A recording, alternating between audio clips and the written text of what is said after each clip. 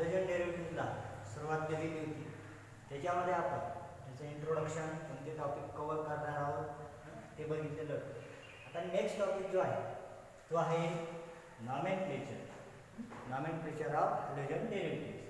आणि त्याचबरोबर आज जर हा टॉपिक कव्हर झाला methods of preparation from alcohol, म्हणजे तुम्ही अल्किल हलाईड कसा तयार करणार, पण कोणापासून? फ्रॉम अल्कोहोलपासून. त्याचे मग 3 प्रकार आहेत. पहिला आहे हॅलोजन ॲसिड, दुसरा आहे फॉस्फरस ॲसिड हलाईड आणि तिसरा आहे व्हायनाल क्लोराईड. सर्वात पहिले आज आपण नॉमेनक्लेचरला सुरुवात करणार आहोत. नॉमेनक्लेचरसाठी काही एक्झाम्पल ब्लॅकबोर्डवर लिहिलेले आहेत. त्याच्यापैकी पहिलं CH2Cl2. CH2Cl2 त्याचं IUPAC नेम जे ते असेल तुमचं डायक्लोरोमिथेन. आपण 11वीला असताना कोणत्या कंपाऊंडला काय म्हणतात, IUPAC नेम कसं द्यायचं, त्याचे रूल रेग्युलेशन हे आपण शिकलेलं आहोत. पण पुन्हा एकदा तुमच्यासाठी recall following. First rule, it is a chlorine atom. आणि क्लोरीन ॲटम जर राहिला तर त्याला आपण क्लोरो असं म्हणतो. आणि जर समजा सफिक्स त्याचे 1 असेल, 2 असेल, 3 असेल, 1 जर असेल तर फक्त क्लोरो म्हणतो, आणि 2 जर असतील तर त्याला आपण डाय म्हणतो, 3 असतील तर ट्राय म्हणतो, आणि 4 असतील तर टेट्रा म्हणतो. आता इथं क्लोरीनचे 2 ॲटम आहेत म्हणून याच्यावर काय आला, डायक्लोरो आला. आणि मिथेन का म्हटलेलं आहे, आपण 11वीला असताना शिकलेलं आहोत. जर कार्बनची संख्या 1 असेल तर त्याला मिथेन म्हणतो, कार्बनची संख्या जर 2 असेल तर त्याला इथेन म्हणतो, कार्बनची संख्या जर 3 असेल तर त्याला आपण प्रोपेन म्हणतो, 4 असतील तर ब्युटेन, 5 असतील तर पेंटेन, 6 असेल तर हेक्सेन, 7 जर असेल तर त्याला हेप्टेन म्हणतो, 8 असेल तर ऑक्टेन म्हणतो, 9 असेल तर निऑन, आणि 10 असतील तर डेकॉन. मग आता इथं कार्बन किती आहे, 1 आहे, म्हणून इथं त्याचं नाव काय आलं, मिथेन. म्हणजे this compound is name is dichloromethane. समजा या CH2च्या जागी Cl2च्या जागी Br2 जर लागला असता तर आपण त्याला काय म्हटलं असतं, डायब्रोमो. कारण Br आहे, डायब्रोमोमिथेन. समजलं पहिलं? इथं Cl2 होता म्हणून डायक्लोरो घेतला, डायक्लोरोमिथेन. आता इथं Br2 आहे म्हणजे याचं नाव आहे डायब्रोमोमिथेन. मग कोणताही ॲटम असू शकतो, Cl2 असू शकतो, Br2 असू शकतो, I2 असू शकतो आणि F2 असू शकतो. जर Cl राहिला तर क्लोरो, Br राहिला तर ब्रोमो, I राहिला तर आयडो, आणि F राहिला तर fluoro. Next example, second one. It is a Br atom, only 1 atom, bromo ethane. आता इथेन का घेतला, कारण इथं 2 आहे, 2 कार्बनची संख्या, फर्स्ट अँड सेकंड.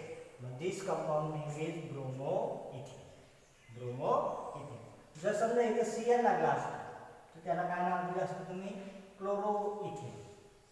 Br जर लागला असता तर Cl लागला असता तर त्याला काय म्हटलं असतं तुम्ही, क्लोरो इथेन. नीट लक्षात घ्या की कार्बनची संख्या इथं 2 आहे म्हणून त्याला आपण इथेन म्हटलं, कार्बनची संख्या 1 आहे म्हणून त्याला आपण याला मिथेन म्हटलं, म्हणजे डायब्रोमोमिथेन, आणि याचं नाव क्लोरो इथेन. Third one. आता याच्यामध्ये कार्बनची जी संख्या आहे ती 3 आहे, 1, 2 आणि 3, म्हणून इथं काय म्हटलेले, प्रोपेन. कार्बनची संख्या किती आहे, 3 आहे, म्हणून इथं त्याला काय म्हटलं, प्रोपेन. आणि Clचा ॲटम कोणत्या पोझिशनला आहे, 2, फर्स्ट अँड सेकंड, म्हणून 2 क्लोरो, 2 क्लोरो प्रोपेन. तर समजा हेच एक्झाम्पल,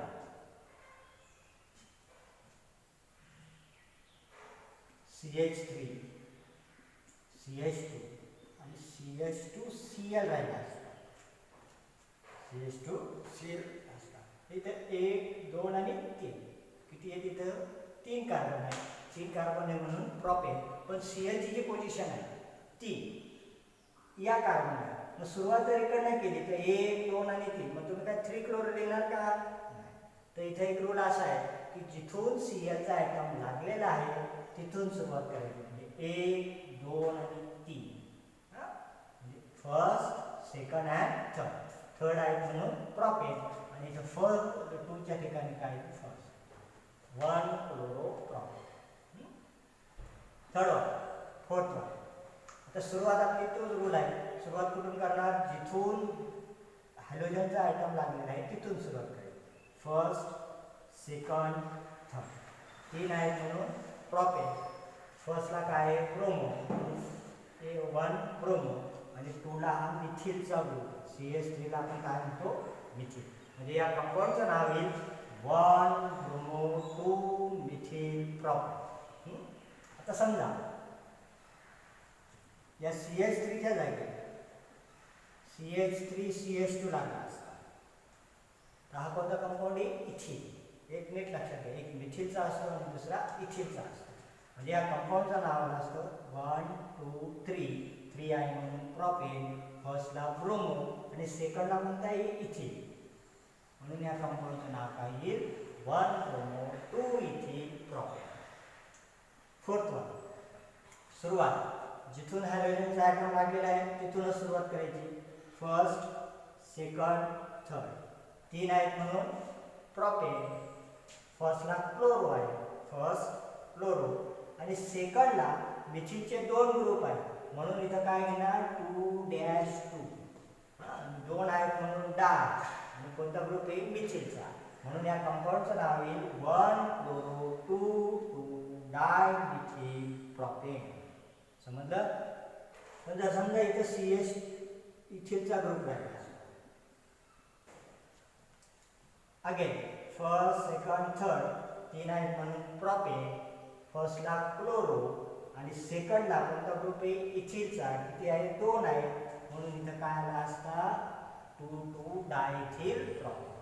अशा पद्धतीने हे काही एक्झाम्पल होते त्याचे आपण IUPAC नियम दिलेले नॉमेनक्लेचर. अजून काही एक्झाम्पल बघू.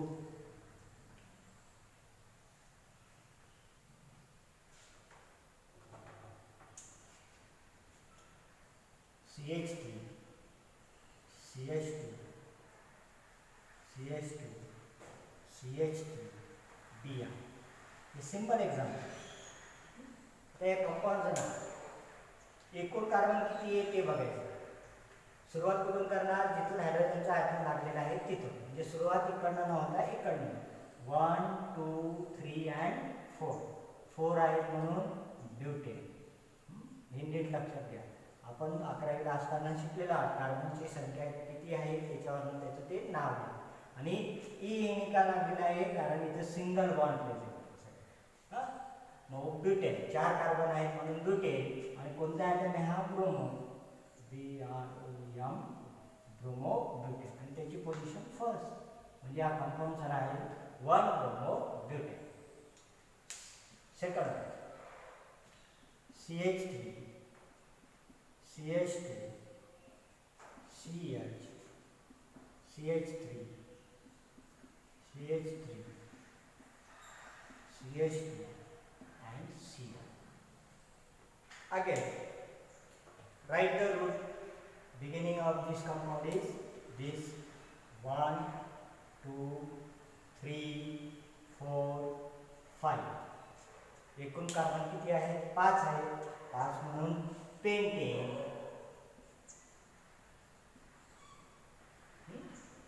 आणि फर्स्टला कोणता ग्रुप आहे क्लोरोचा म्हणून 1 क्लोरो. आणि त्याच्यानंतर 2च्या पोझिशनला आणि 3च्या पोझिशनला एक विशिष्ट ग्रुप लागलेला आहे. त्या विशिष्ट ग्रुपचं नाव आहे मिथिल. म्हणजे इथे 2,3 डाय मिथिल. म्हणजे या कंपाऊंडचं नाव आलं 1 क्लोरो 2,3 डाय मिथिल पेंटेन.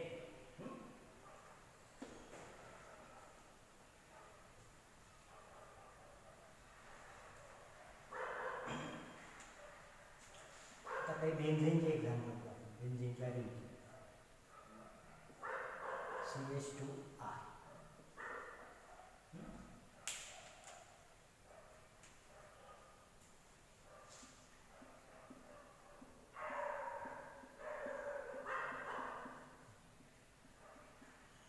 CH2 बेन्झीनची ring. This is simple. Chloride. First compound, iodine. This compound is iodine. That is iodine.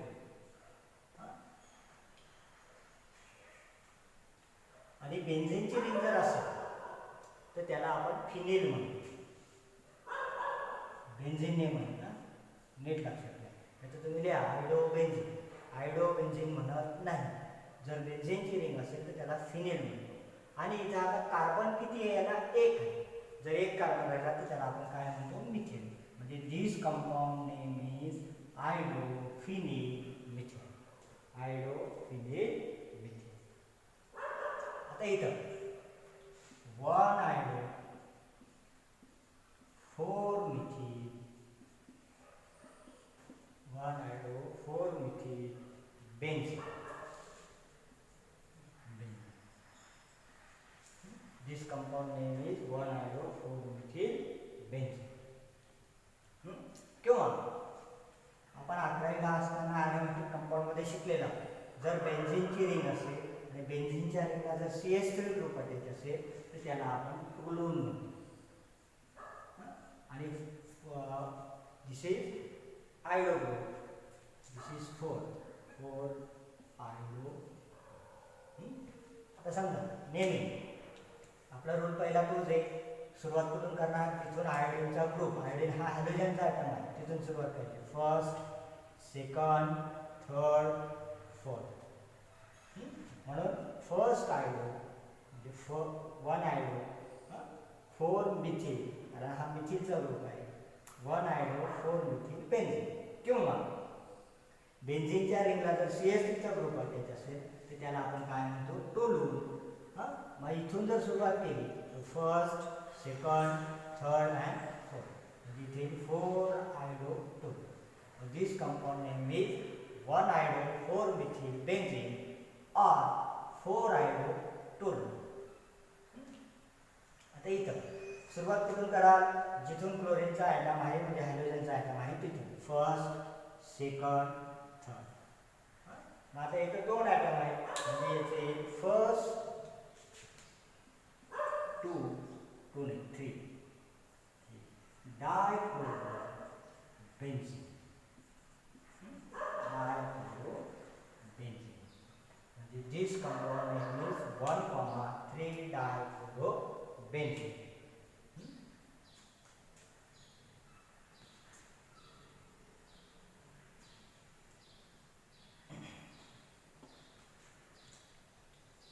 काही अजून एक्झाम्पल घेऊ, काही होमवर्कसाठी घेऊ. समजा आता इथं बियाचा आहे, इथं पण बियाचा आहे. This is a simple example.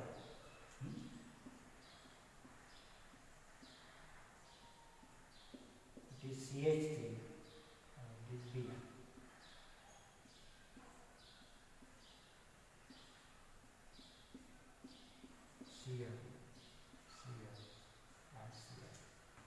First सुरुवात करून कराल तिथून बियाचा आयटम आहे तिथून 1 2 3 1,3 dibromo benzene. This compound name is 1,3 dibromo benzene. Second, बेन्झीनच्या रिंगला जर CH3चा ग्रुप लागला तर it is a called as toluene. आणि कोणता आयटम आहे हा? ब्रोमो. 1 2 3 म्हणजे this compound name is 3 bromo toluene. This compound 1 2 3 4 5 and 6. 1 2 3 4 5 and 6. मग क्लोरीनचा आयटम कोणत्या पोझिशनला आहे? First, third, fifth. 1, 3, 5 आणि किती आहे? एकूण 3.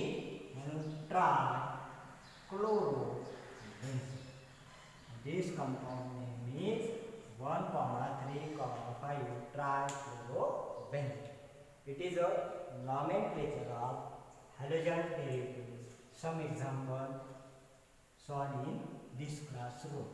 And write the IUPAC name in some compound. Write the book. Book मध्ये काही एक्झाम्पल दिलेले आहेत, त्या बुक मधल्या एक्झाम्पलचा तुम्ही अभ्यास करा म्हणजे तुम्हाला नॉमेनक्लेचर हा भाग समजेल. Next topics, methods of preparation of halogen derivatives. This is first from alcohol And first is halogen acid, second one is phosphorus halide, and third one is thionyl chloride. आपण मेथड्स ऑफ प्रिपरेशनला सुरुवात करणार आहोत. म्हणजे तुम्ही alcohol पासून alkyl halide कसा तयार करणार ते बघा. त्याच्यापैकी पहिले जे असेल ते असेल हॅलोजन ॲसिड. त्याच्यामधलं पहिलं बघू आपण फ्रॉम अल्कोहोल ROH. आता अल्कोहोलचा फंक्शनल ग्रुप कोणता आहे? OH चा आहे. It is called as alcohol plus HX. Suitable condition म्हणजे जी सुटेबल कंडिशन असेल ती त्याच्यावर अप्लाय करायची ना. HX means halogen derivative. म्हणजे इथं HCl असू शकतो, HBr असू शकतो, HI असू शकतो किंवा HF असू शकतो. एक नीट लक्षात ठेवा, ज्यावेळेस हायड्रोजन आणि OH हे दोघं एकत्र येतील त्यावेळेस काय फॉर्म करेल? वॉटर मॉलिक्यूल म्हणजे H2O. हे दोघं जर एकत्र केले OH plus H is water molecules. मग राहिला काय? अल्कोहोल मधला R आणि इकडचा X. इट इज RX आणि it is called as alkyl halides. Alkyl halides समजलं? ROH घ्यायचा. ROH म्हणजे काय? अल्कोहोल. कारण अल्कोहोल का म्हटलं? कारण याचा फंक्शनल ग्रुप OH आहे. HX ने हायड्रोजन चे ॲटम म्हणजे HCl असेल, HBr असेल, HI असेल, कोणताही असू शकतो. मग याच्यामधला OH आणि याच्यामधला H हे दोघं एकत्र येतील. एकत्र आल्यानंतर काय फॉर्म करेल? Water molecule. इकडचा R आणि इकडचा X, RX. It is called as alkyl halide. आपण पहिलं बघू. ROH plus HCl and suitable condition is anhydrous ZnCl. suitable condition काय आहे? anhydrous ZnCl. second ROH plus HBr. suitable condition is NaBr sodium bromide H2SO4 and heat. third one ROH plus HR. suitable condition is NaR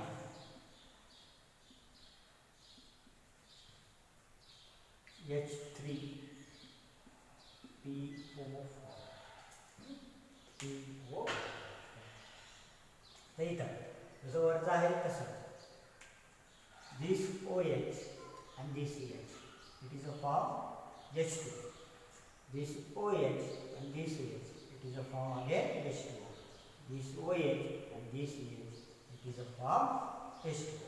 and suitable condition is पहिल्या याच्यामध्ये जर hydrogen chloride घेतलं तर त्याची suitable condition येईल अनहायड्रस ZnCl2. म्हणजे राहिलं काय? नीट लक्षात घ्या.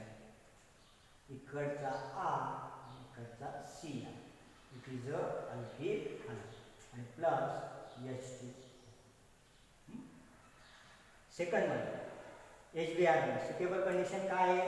NaBr H2SO4 again heat again R and Br आणि प्लस H2O. HI मध्ये सुटेबल कंडिशन काय आहे? NaR आणि H3PO4 आणि again R plus H2O. It is a alcohol. म्हणजे अल्कोहोल पासून तुम्ही अल्किल हॅलाइड कसा तयार करणार त्याचे हे 3 example HCl, HBr and HI. Second one phosphorus halide.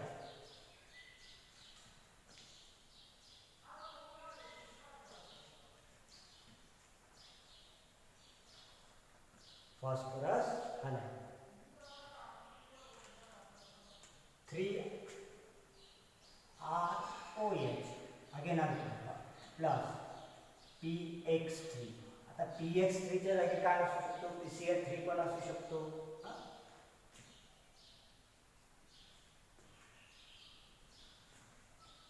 3RX plus H3PO4.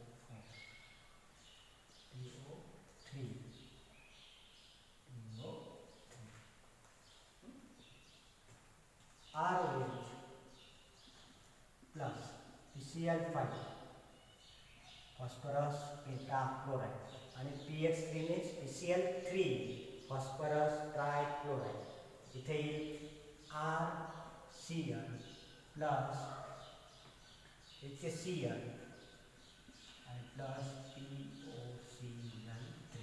It is a phosphorus halide. याच्यामध्ये तीन असतील, एक PCl3 असेल आणि दुसरा PCl5 असेल. PCl3 मध्ये PCl3 means phosphorus trichloride आणि PCl5 means phosphorus pentachloride. आता याच्यामध्ये लीड हा झाला अल्कोहोल, हा पण झाला अल्कोहोल. आता 3 का घेतले कारण तिथे आपल्याला रिएक्शन बॅलन्स करायची. नीट लक्षात घ्यायचं की कोणतीही ऑर्गॅनिक रिएक्शन लिहित असताना त्याचा राईट हँड साईड आणि त्याचा left hand side both are same आले पाहिजे. जर रिएक्शन बॅलन्स नसेल तर मार्क मिळणार नाही. मग आपण बॅलन्स करण्यासाठी इथं 3 घेऊ.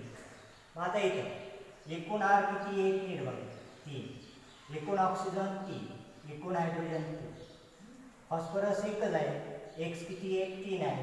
मग आता याच्यामध्ये हे 3 आर आणि इकडचा हा 3 एक्स म्हणजे इथं तयार होईल 3RX आणि प्लस. आता राहिलं का हायड्रोजनचे मॉलिक्यूल किती आहेत 3 म्हणून H3, फॉस्फरस एकच आहे म्हणून P आणि ऑक्सिजनचे मॉलिक्यूल 3 आहे म्हणून इथं काय आहे H3PO आणि इथं तुम्हाला मिळेल आणखी highlights. Second PCl5 phosphorus pentachloride. Again these are and this Cl only one atom. Cl चा एक atom म्हणजे RCl. त्याच्यानंतर इकडचा एक हायड्रोजन, इकडचा एक हायड्रोजन आणि इकडचा एक Cl म्हणजे इथं घेतला HCl. मग आता इथून क्लोरीनचे ॲटम किती गेले 2 गेले, इकडचा एक आणि इकडचा एक राहिले किती 3 म्हणून इथं Cl3, फॉस्फरस एक राहिला म्हणून P आणि ऑक्सिजन एक राहिला म्हणून इथे POCl3 म्हणजे सेकंड येईल फॉस्फरस हलाइड. मग फॉस्फरस हलाइड पासून आपण काय तयार केला अल्किल हलाइड्स. त्याच्यानंतर 11वीला असताना आपण एक टॉपिक शिकलेला आहोत अँटी मार्फोनिक रूल आणि मार्फोनिक रूल.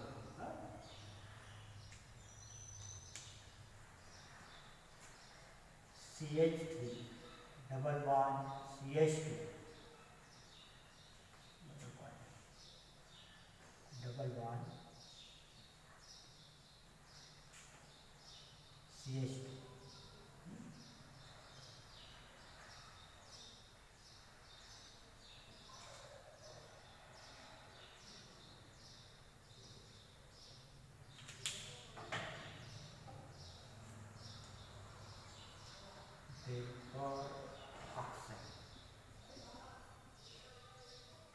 इकडे no per oxide.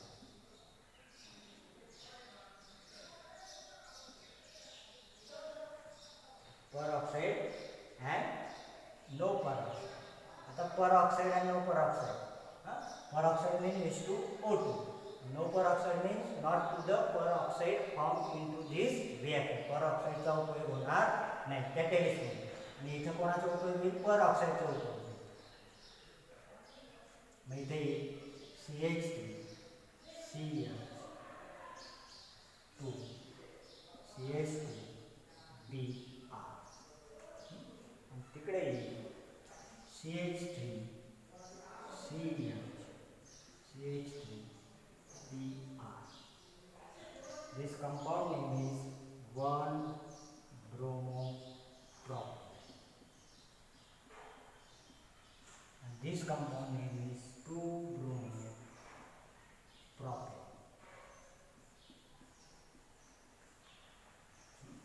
It is an anti-Marconic rule.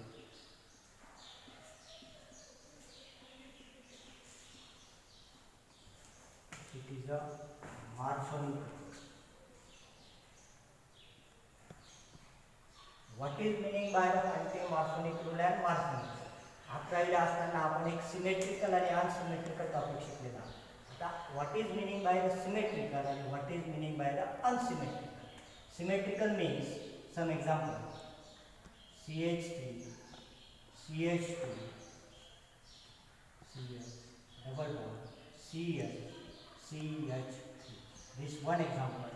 And again second, CH3, CH2, CH, double bond CH2. These two examples. Now what is meaning by the symmetrical and what is meaning by the unsymmetrical? Symmetrical means ज्याचे दोन समान भाग होते त्याला आपण symmetrical म्हणणार. ज्याचे दोन भाग हे समान झाले नाही त्याला आपण म्हणणार अनसिमेट्रिकल. आता फर्स्ट याच्यामध्ये नीट लक्षात घ्या, जिथून डबल बॉन्ड आहे, जिथून डबल बॉन्ड आहे त्या डबल बॉन्डची कॅपॅसिटी बघा. आता इथून डबल बॉन्ड पासून एकूण कार्बन किती, 1 2, एकूण कार्बन, कार्बनची संख्या इथं 2 आहे. हायड्रोजन एकूण किती, 1 4. This side again carbon is 2 and hydrogen is 4. म्हणजे दोघं साइडला समान कार्बनची संख्या आणि समान हायड्रोजनची संख्या आहे. दिस एक्झाम्पल इज सिमेट्रिकल. याला आपण काय म्हणणार, symmetrical. This carbon is 1 and hydrogen is 2. This side carbon is 3, hydrogen is 3, 2 plus 5, 1 6, hydrogen is 6. मग इथं कार्बनची संख्या आणि हायड्रोजनची संख्या ही समान नाही आहे, म्हणून याला आपण काय म्हणणार, अनसिमेट्रिकल. नीट लक्षात घ्या, भाग करताना डबल बॉन्ड पासून करायचे. डबल बॉन्ड पासून लेफ्ट हँड साईड आणि त्याची राईट हँड साईड ही जर इक्वल आली, इक्वल म्हणजे काय, लेंथ नाही, लेंथ, कार्बनची संख्या आणि हायड्रोजनची संख्या.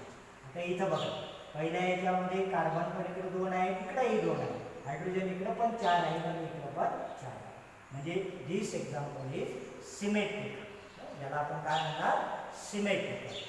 दिस another is carbon is 3, this side carbon is 1, hydrogen is 6, hydrogen is 2. This is not similar to each other. इथं संख्या मेळ खात नाही, म्हणून दिस एक्झाम्पल इज अनसिमेट्रिकल. समजलं मग सिमेट्रिकल आणि अनसिमेट्रिकल. आता ज्या वेळेस अनसिमेट्रिकल असेल एखादं एक्झाम्पल, अनसिमेट्रिकलच्या वेळेस आपण कोणता रूल अप्लाय करतो, अँटी मार्कोनिक रूल अप्लाय करतो आणि मार्कोनिक रूल अप्लाय करतो. जर अँटी मार्कोनिक रूल असेल तर तिथं कॅटॅलिस्ट म्हणून पर ऑक्साईड असतं. नीट लक्षात घ्या, ज्या वेळेस त्या ॲरोवर जर पर ऑक्साईड असेल तर दिस रूल इज फॉलो, आणि नो पर ऑक्साईड जर असेल तर दिस रूल इज फॉलो. रूल काय आहे नीट लक्षात घ्या. जर पर ऑक्साईड असेल तर अँटी मार्कोनिक रूल अप्लाय करायचा, आणि नो पर ऑक्साईड असेल तर मार्कोनिक रूल अप्लाय करायचा.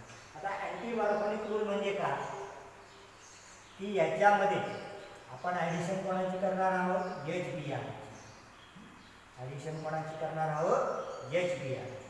मग आता इथं हा एक पॉझिटिव्ह पार्ट आणि हा एक negative part.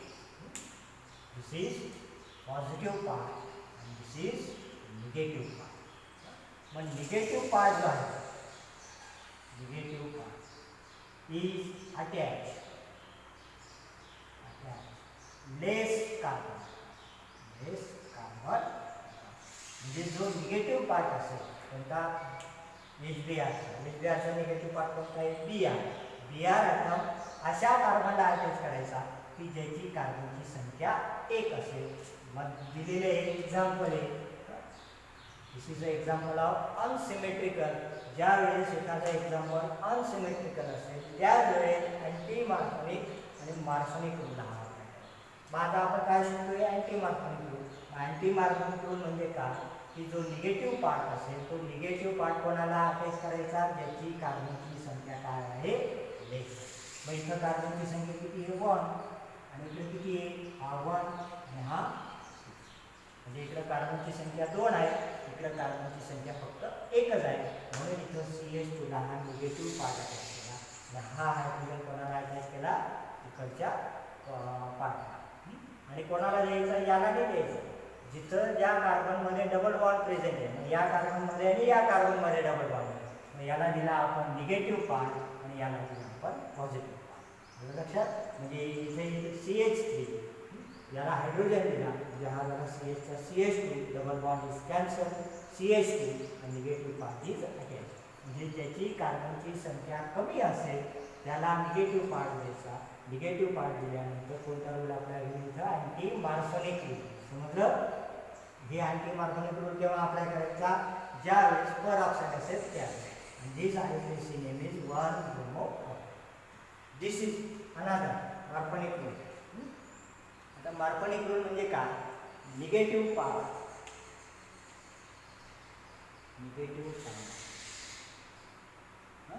is attached more carbon atom.